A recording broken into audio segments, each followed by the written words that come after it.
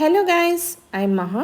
చర్మం బాగా పొడిబారి ఏజిలింగ్ ఫ్యాక్స్ కనిపిస్తున్నాయా? ఫ్రెష్ లుక్ కోసం ఈ బాడీ బటర్ ఉపయోగించండి. వైటమిన్ సి బాడీ బటర్ ఎలా ప్రిపేర్ చేసుకోవాలో చూద్దాము. ఇప్పుడు నేను 1 స్పూన్ షియా బటర్ తీసుకుంటున్నాను. ఇందులో ఏ, ఈ వైటమిన్స్ పుష్కలంగా ఉన్నాయి. ఎంతటి పొడిబారిన చర్మం అయినా షియా బటర్ రాస్తే ఫ్రెష్ లుక్ కనిపిస్తుంది.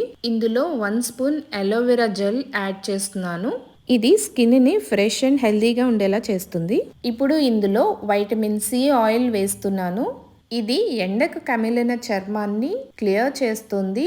స్కిన్ పై ఉండే నల్లటి మచ్చలు పోగొడుతుంది. ఇలా వీటిని మిక్స్ చేసుకుని వాడటం వల్ల చాలా స్కిన్ ప్రాబ్లమ్స్ క్లియర్ అవుతాయి.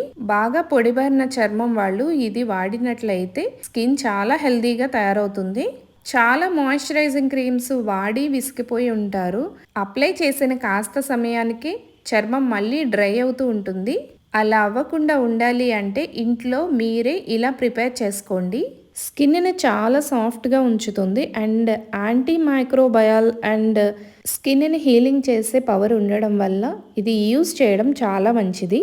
ఇది అప్లై చేసుకోవడం వల్ల మీ స్కిన్ పై న్యూ సెల్స్ అనేవి చాలా త్వరగా క్రియేట్ అవుతాయి.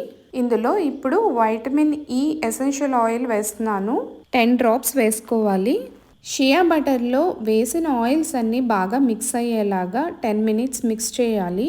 ఇది అన్ని సీజన్స్లో కూడా స్కిన్ పైన అప్లై చేసుకోవచ్చు. ముఖ్యంగా శీతాకాలంలో ఇది బాగా ఉపయోగపడుతుంది.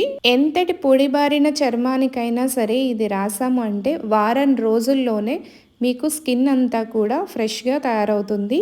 ఇది ఎండ తాకిడికి చర్మం కమిలిపోయిన వాళ్ళకు కూడా బాగా పనిచేస్తుంది. చర్మంపై పడిన ఎటువంటి మచ్చలనైనా ఇది తగ్గిస్తుంది. చర్మంపై ఏజింగ్ వల్ల వచ్చే ముడతల్ని ఇది బాగా తగ్గిస్తుంది. బయట నుంచి తెచ్చుకొని వాడే ఏ ప్రోడక్ట్లైనా సరే కెమికల్ లేకుండా ఉండదు.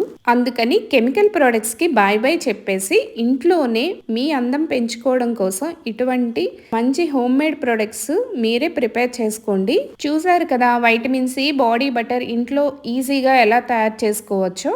నేను వాడిన ప్రొడక్ట్స్ లింక్స్ ఏమైనా కావాలి అంటే డిస్క్రిప్షన్లో ఇస్తాను, చెక్ చేసుకోండి. మరిన్ని బ్యూటీ ప్రొడక్ట్స్ తయారీలో మళ్ళీ కలుద్దాం. Take care, bye.